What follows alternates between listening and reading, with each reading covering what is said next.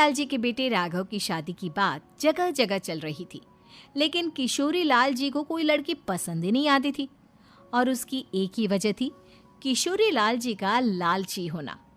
उनको लड़की वालों से मोटा दहेज चाहिए था और इसी चक्कर में एक दिन वो एक बहुत पैसे वाले के घर अपने बेटे का रिश्ता लेकर पहुंचे। उस आदमी का नाम था ओम प्रकाश। देखिए किशोरी लाल जी, मेरी एक ही बेटी है और मेरी सारी संपत्ति जायदाद सब कुछ मेरी बेटी नैना का ही है।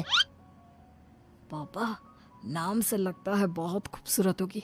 कितना अच्छा नाम है ना, नैना। ओ, वैसे बात तो सही है आपकी। अब इतना पैसा है, जमीन जायदाद है, इकलौती बेटी, आप भी क्या करेंगे? सब कुछ उसे ही देंगे ना। बिल्कुल ठीक पहचाना आपने।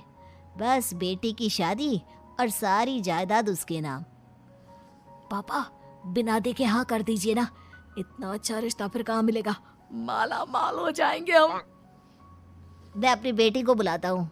अरे नहीं नहीं नहीं नहीं, आपकी बेटी का नाम नैना है, सुनकर ही लगता है बहुत सुंदर होगी।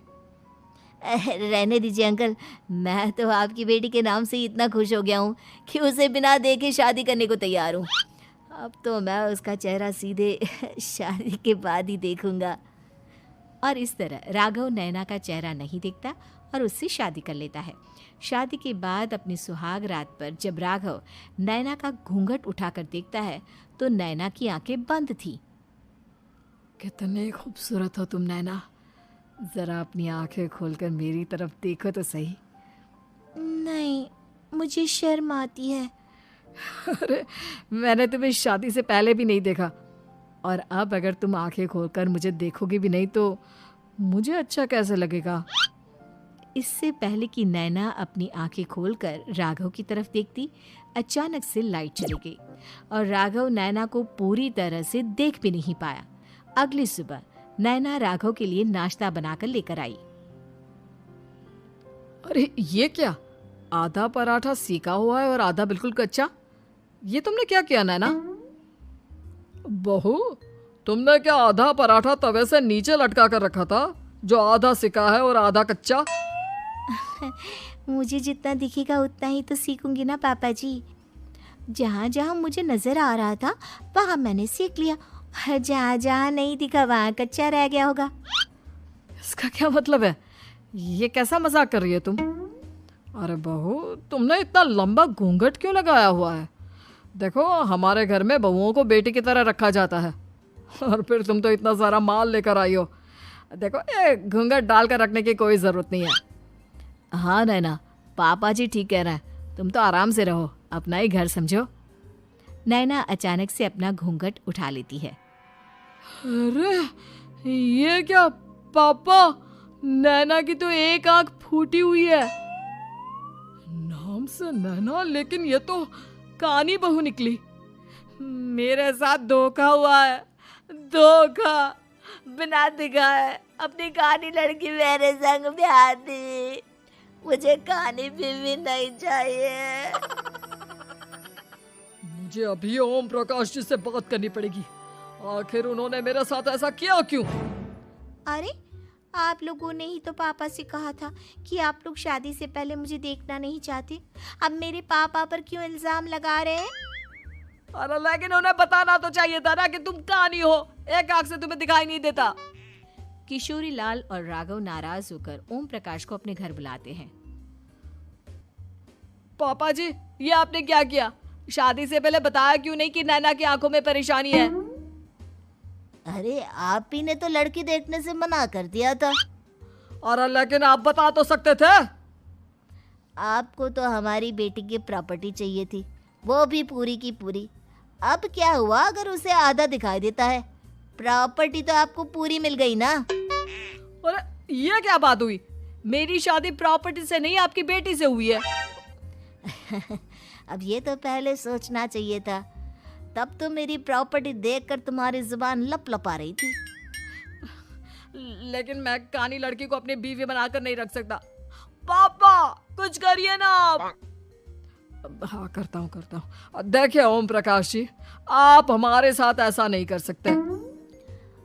और तुम देखो, अगर तुमने मेरी बेटी से शादी तोड़ी ना तो जो भी प्रॉपर्टी मैंने तुम्हें दी है वो तो पूरी की पूरी वापस ले ही लूँगा और आधी प्रॉपर्टी तुम्हारी भी लूँगा। अरे मेरी आधी प्रॉपर्टी भला क्यों लेंगे आप? इसलिए क्योंकि मेरी बेटी को आधा नजर आता है और उसकी नज़र अभी तक तुम्हारी आधी जायदाद पर ही पड़ी है। अब तुम उसे घर से निकालोगे तो कुछ तो लेकर जाएगी ना। और अगर हम आपकी बेटी को अपने घर की बहू बनाकर रखे तो? तो तुम्हारी पूरी प्रॉपर्टी तुम्हारी ही रहेगी और जो मैंने तुम्हें दिया है ना उसमें से बस मैं आधा लेकर जाऊंगा।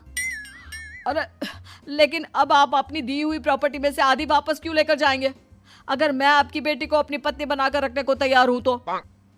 इसलिए ताकि भविष्य में अगर तुम मेरी बेटी को धोखा दो तो उसके पास कुछ तो रहे जो पति का हो। वैसे मेरे पास तो बहुत कुछ है लेकिन अपने पति की कोई निशानी तो उसके पास होनी चाहिए ना।